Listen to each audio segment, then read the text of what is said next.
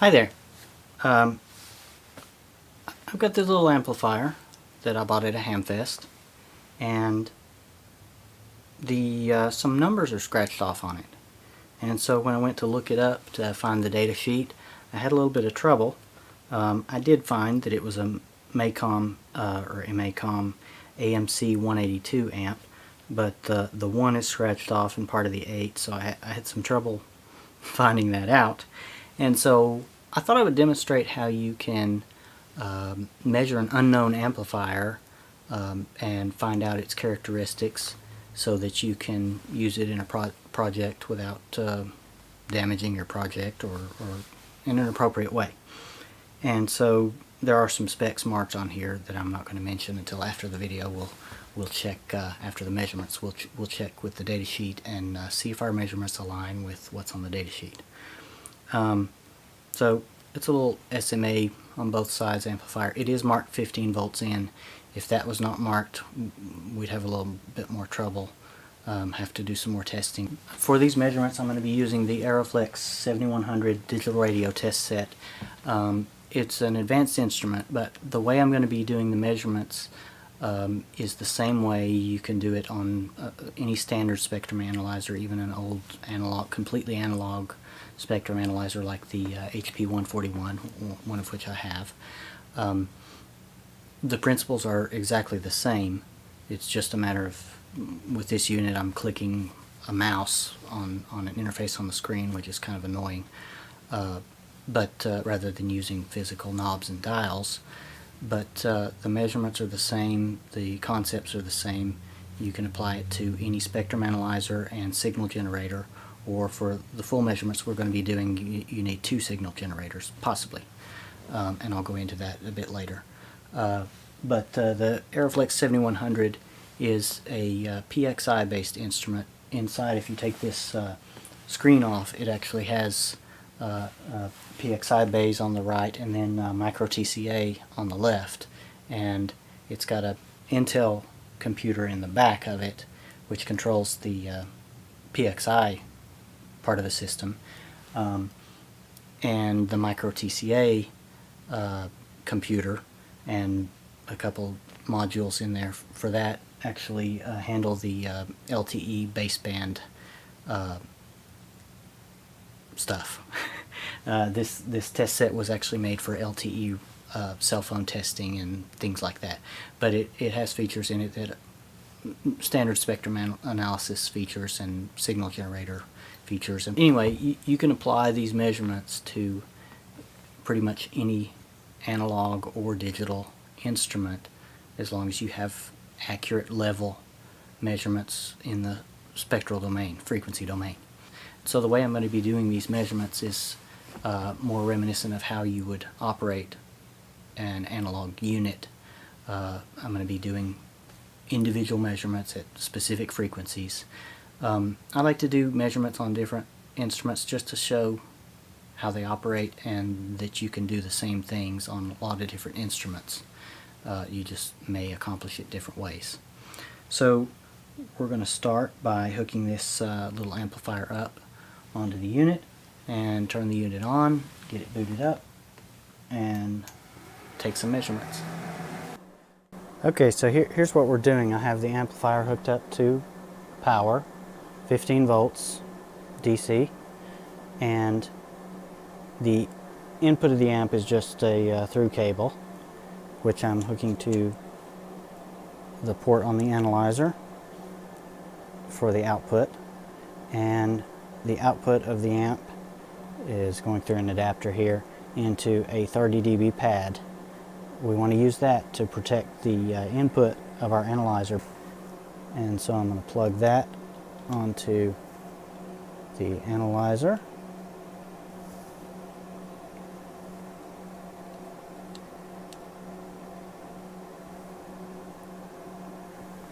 There we go.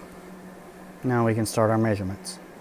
I have the amplifier plugged into the analyzer through the 30 dB pad, and the input of the amplifier connected to the signal generator port on the analyzer, or on the test set, whatever you want to call it, the Aeroflex. So let's set up our measurements here. We just need spectrum. I'm going to do, let's set our reference level to 0 dBm. And the first frequency I'm going to test is 100 megahertz. There's SMA connectors on this amplifier, so we can assume it's probably in the VHF range, at least. 100 megahertz.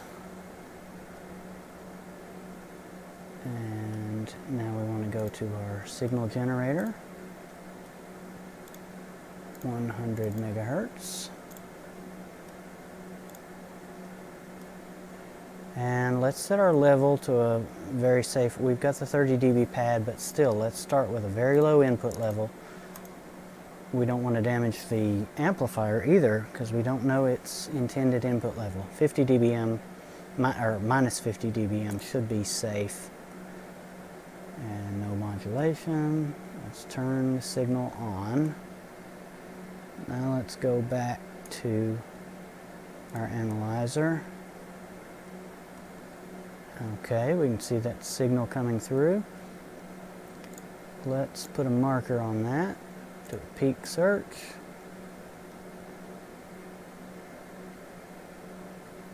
Okay, we see that our output power minus 52 dBm, but we have the 30 dB pad, so we're really looking at minus 22 dBm on the output.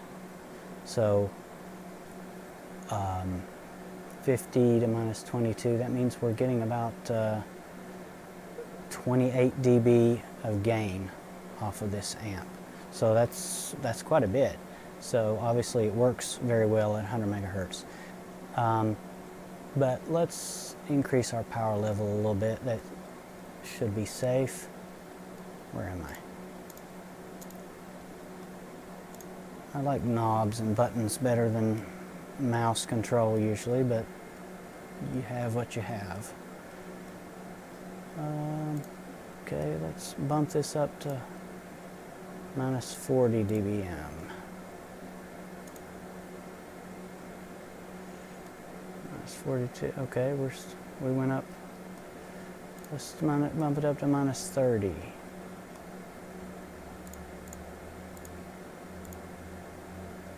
Okay, we're still going up 10 dB. I think this is a safe range to test this amp, minus 30 dBm. That'll give us a good view of our signal and no risk of damage or anything like that. So we're at 100 megahertz. We need to check some different frequencies to see if we're still maintaining about 28 dB of gain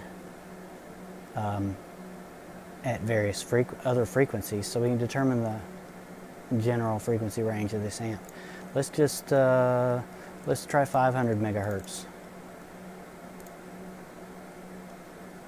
And we also need to change our signal generator to 500 megahertz.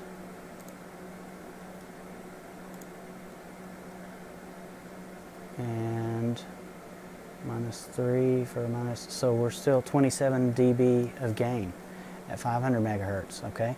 Let's go up to, let's say 750. I'll move this over here, I can leave this open. Or let's do 800. 800 megahertz. And the SIGGEN, 800 megahertz. Okay, we've lost a little bit of gain at 800 megahertz. We're at minus 34, that would be minus 4. So 26 dB of gain at 800 megahertz. Let's keep going up. Let's try gigahertz.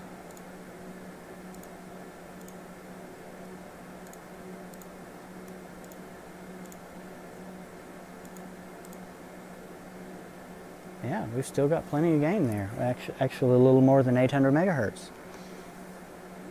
27 dB again. And remember, we have our 30 dB pad on there, so our actual output power is not minus 33, but it's minus 3 dBm. So, and we're feeding minus 30 in, plus 27 dB of gain in the amplifier takes us up to minus 3 on the output. Okay, let's try 1.2 gigahertz.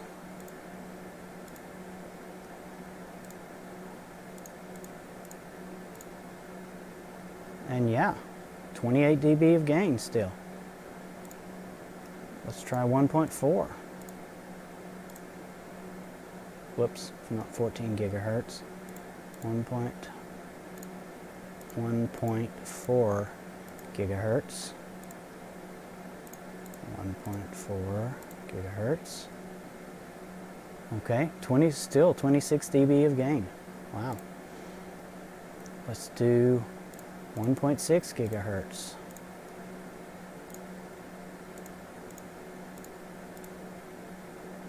Okay, we've dropped a lot in gain now.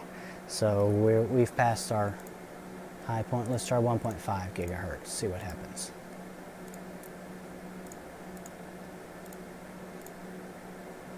Still quite a bit of gain loss. So I'm going to say 1.4 gigahertz is our maximum, approximately. Yeah, so we're at 26 dBm, 26 dB of gain at 1.4 gigahertz, and let's see, what we started at 100 megahertz. So let's go on down below 100 megahertz, see where we bottom out. Let's try 50 megahertz. No, yeah, 50 megahertz, and we're 29 dB or 28 dB of gain there. So still fine at 50 megahertz. Let's try 20.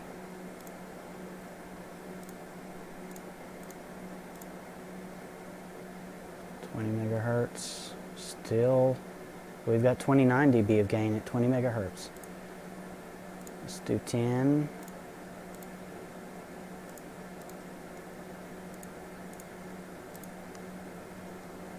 $30 dB of gain at 10 megahertz. Let's try 2 megahertz. Let's go on down.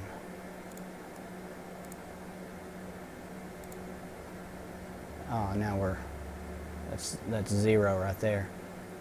2 megahertz, we're still 28 dB of gain at 2 megahertz. Let's decrease our span here to, I don't know, 5 megahertz.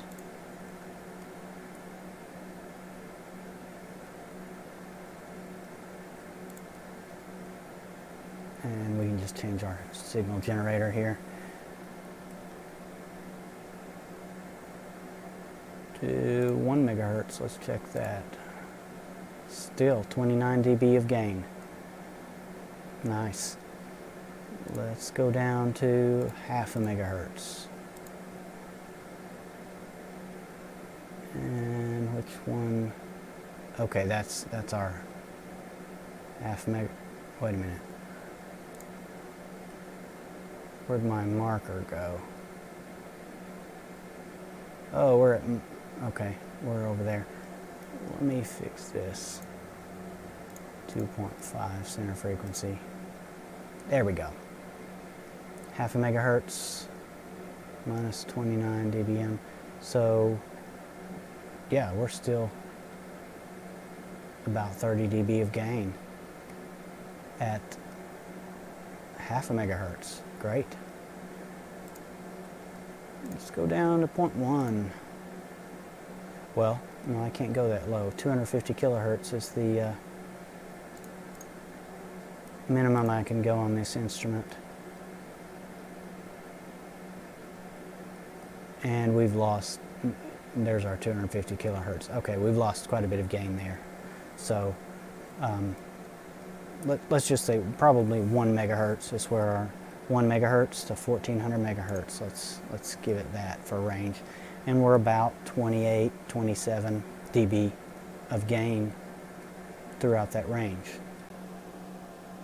Alright, so now let's do our compression measurements, see if we can find the gain range of this amp, or rather input range of this amp. We're just going to ramp up in increments until we stop getting a linear response. So let's up the input to minus 50. And we go to minus 54, so that went up 10 dB, as it should. Minus 40 dBm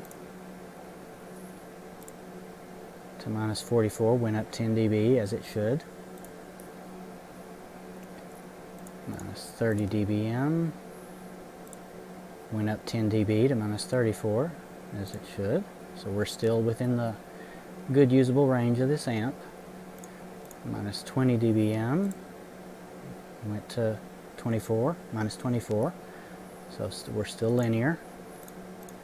Minus 10 dBm, okay, minus 17, so we passed our compression point here.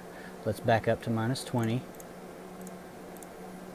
and let's go up in 1 dB increments. Our gain up to this point has been 25.5 dB, so we'll go up from here until we get 24.5 dB of gain.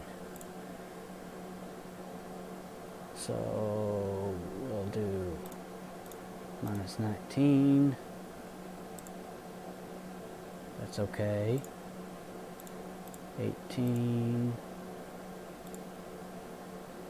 We're starting to compress here a little bit. We didn't go up a full dB, but almost. So minus 17. We're still going up. 16. Okay, that was, let's see, minus 16. Yeah, we're still got a ways to go. Minus 15.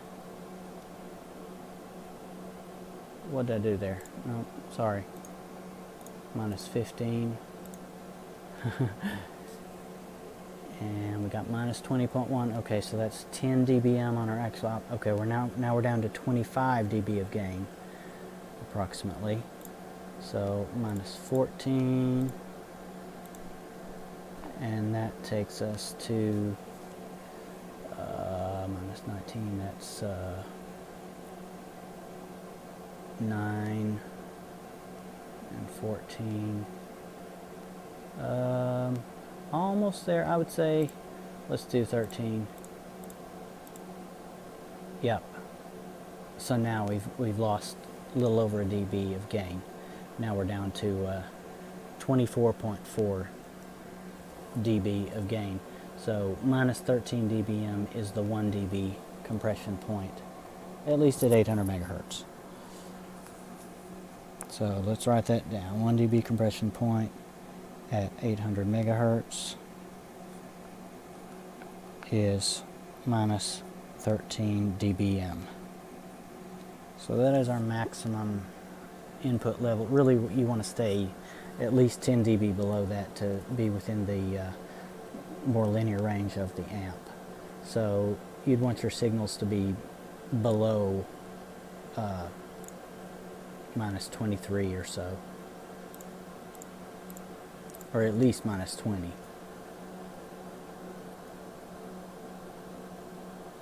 To be within the linear region of this amp, so you don't get harmonic distortion and other things.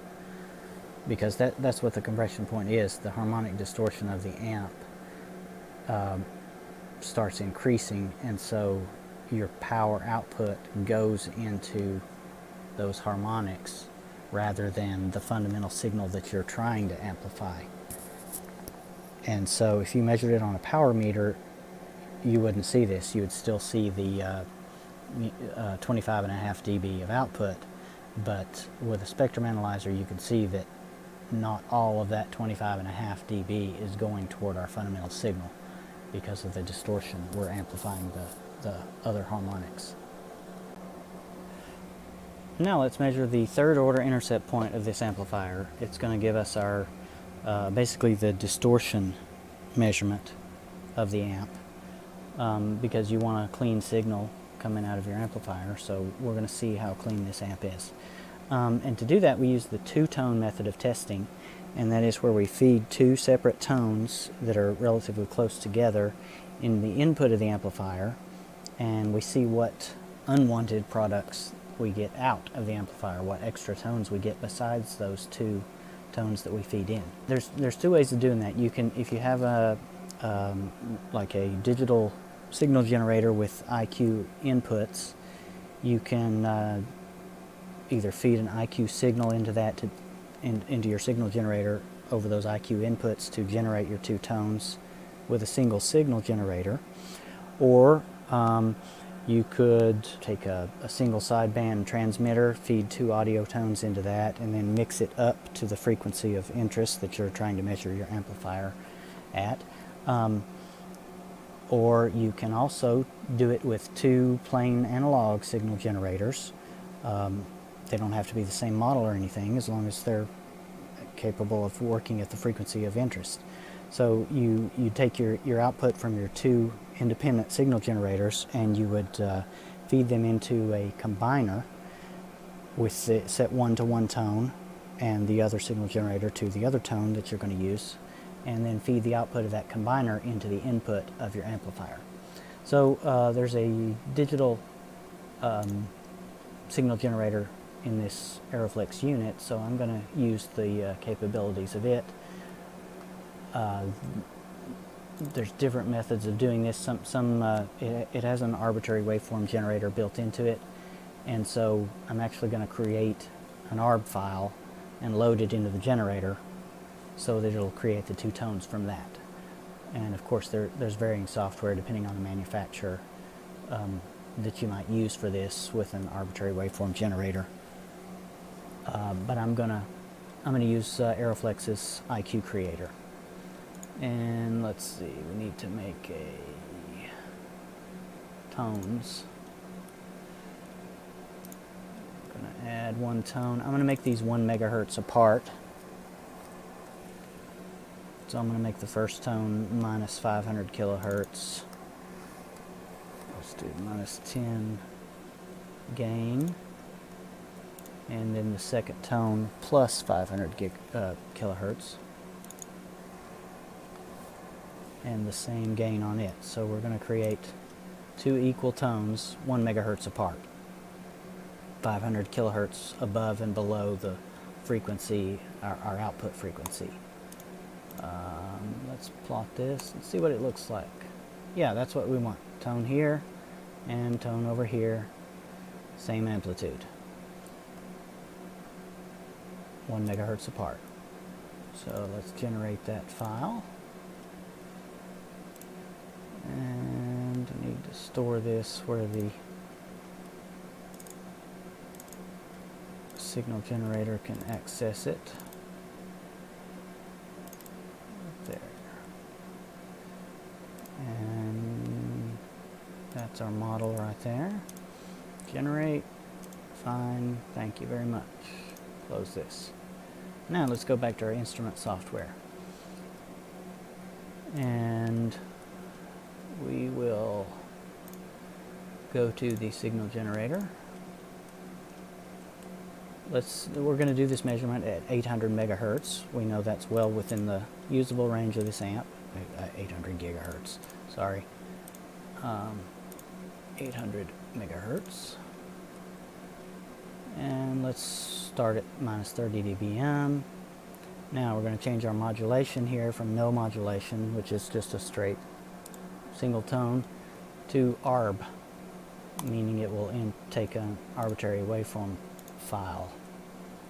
And two tone 1 megahertz apart. That's what we want. Let's calibrate.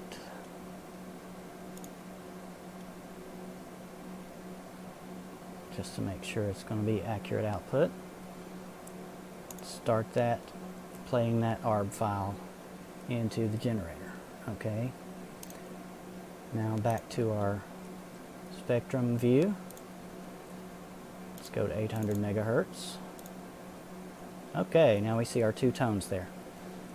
What am I going to do here? I want to adjust my resolution bandwidth down to, let's do 1 kilohertz so we get some fine details in there. Now we have our two primary tones here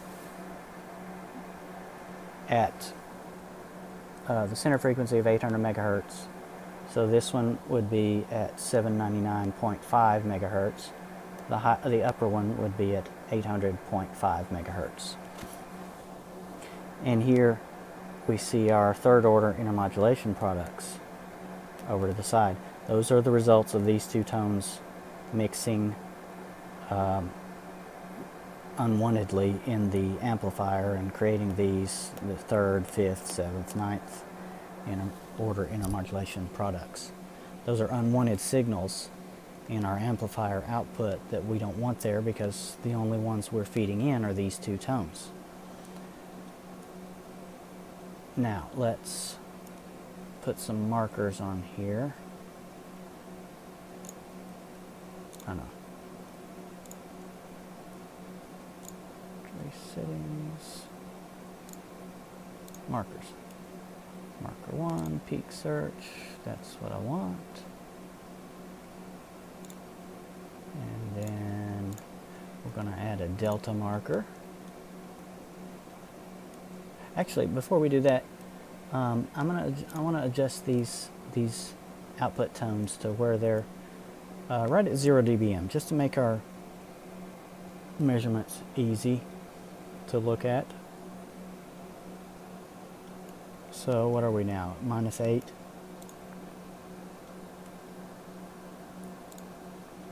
So we can bring that up to -22 dBm of input. And then we should be, yeah, right around 0 dBm. Okay. Now, they're right at the top there. Now let's get our delta marker on there. Now, well, first, this measurement, you have to be really careful and know the instrument you're doing it on, because every instrument is going to have some nonlinearity of its own. And so if you're not doing this measurement within the optimal range of your instrument, you may be seeing intermodulation products from your instrument and from the mixing that's going on in your instrument itself, and we don't want that. We want to see an accurate representation of the intermodulation tones created just by this amplifier. Now, the specs for this Aeroflex test set say that it has about 75 dB of intermodulation free dynamic range. So what that means is if we're we're setting an instrument for a maximum RF input level of 10 dBm, we need to make sure that our intermodulation products are within -75 dB of that in order to assume that they're not being affected by the instrument itself. So right here, obviously, we can see so that means we can show valid readings at -65 dB and above. So right around here. So as long as our third order tones are above this point, then we should be relatively accurate on this reading. But I wanted to increase our fundamental tones signal power so that we're well within the primary range of this instrument, that 75 dB. We don't want to be right on the edges where we're not sure if our reading is going to be accurate or not. So fundamental tones are at 0 dBm, and let's put a delta marker on those third order products. Select delta, get peak search, and get down to this guy. Okay. So we see with a 0 dBm output on our fundamental tones, we're -43, almost minus, let's call it -44 down on the third order products. Now, these intermodulation products do not decrease and increase linearly with your fundamental tones. They actually increase at a 3 times rate versus your fundamental tones. And so if we up our power our output power from 0 dBm to 10 dBm, these actually would jump up 30 dB from what they are now. So they would be at, let's see, we're at minus 44. We would be at up to minus like 13 from the fundamental. And what's your third order? Well, let me demonstrate that. Let's up the power into our fundamental a little bit, and you'll see how much these jump up. So our fundamental is at 0 dBm. I'm going to lower this here so we can see more. Let's go to 20 on our reference level.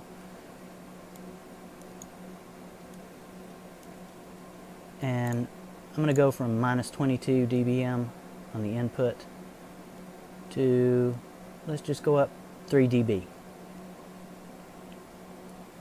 to minus 19. And watch our third order products here, which are now at minus 44 dBm from the fundamental. Watch how much they go up. We're only going up 3 dB on our output. They went from minus 44 to minus 37, almost minus 38. So we went up just 3 dB, but we got a much larger jump on these tones. Let's go up some more. Let's do another 3 dB to minus 16 on the input to the amplifier. And boom, now they jumped up even more, and we're starting to get the further out 5th and 7th order intermodulation products are also jumping up there. So basically what this is distortion in the amplifier. So you can see these tones are just, we're getting all kinds of junk in here that is not desired, because the only thing we're wanting to amplify is these 2 fundamental tones. So let's reverse that. Let's go back down to minus 22 dBm. So we know this, we're in good range here of our dynamic range of the instrument. So we know this is relatively accurate, minus 44 dB down. And that actually gives us a third order intercept point of about minus 22 dB. Our output IP3 third order intercept, 22 dB. And that intercept point actually is the point at which these third order products will be at the same power level as your fundamental, because they keep growing at a faster rate than your fundamental as you move your fundamental tones up. And so at some point they're going to grow to the same level as your fundamental tones, and you'll have a horribly distorted signal, and usually that's outside of the usable range of the amplifier, way outside of it. So we never get there, but it's a measurement used for, it's a standardized measurement used for just to tell you, basically the distortion performance of the amp. So 22 dB, I use an online calculator to come to that. You can find those where you punch in your fundamental tones and your third order products, and it will calculate your third order intercept point. Based on that, you can also do the formulas manually if you want to, or you can plot it out on a graph, whatever works. But anyway, so 22 dB is our third order intercept point for this amplifier. Alright, so we've tested our amplifier, and I've got a copy of the datasheet here, and so we're going to compare our results with what's actually listed on the datasheet. And okay, we've got a couple of graphs, and then we've got a table. So we said gain 27 dB average. Datasheet says 28 dB, so we're close. Range 1 to 1400 megahertz is what we decided, and it's rated at 5 to 1000 megahertz. Now, we did not measure the input SWR. They have that. You'd want to do that if you were using this in a production project or something like that. You wanted to be serious about the amp performance. They show that above 1000 megahertz, the SWR starts going up pretty rapidly. So I'd say our amp was working well up to maybe 1200 megahertz, something like that, and we'd start to have some bad results above that maybe, but we were close. And so 1 dB compression point, we measured minus 13 dBm input, and which with the gain it was giving us at that point gives us 11.4 dBm output. On the data sheet they say 10.5 to 11 dBm of output for the 1 dB compression point. So we actually measured very slightly better performance than the data sheet says.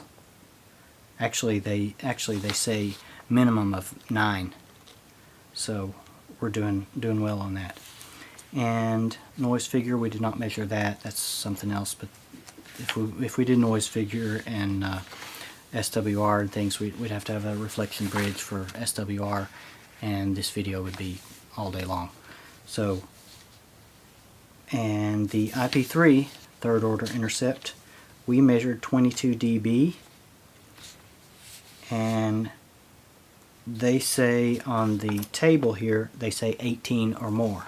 So our amp is performing very well, but on the graph they have third order intercept right at 22 dB. So we got that right on, so the amp is doing according to spec on that. Could be our gain was the nominal gain of this amplifier is 28 dB. We called it 27, and that could have something to do with temperature. You can see they've graphed some different temperature lines here that can affect the performance. Also, they're showing that there's a little bit less gain in the 700 to 800 megahertz range, and that's where we did some of our measurements. So that's why we came up with 27 dB versus 28. So anyway, I'm pretty happy with our measurements of this amplifier, and I hope you enjoyed the video. If you did, give us a thumbs up, subscribe if you like these kind of videos, and if you didn't like it, then please leave a comment and tell me why. And you can leave a thumbs down provided you leave a comment. But anyway, we'll see you in the next video.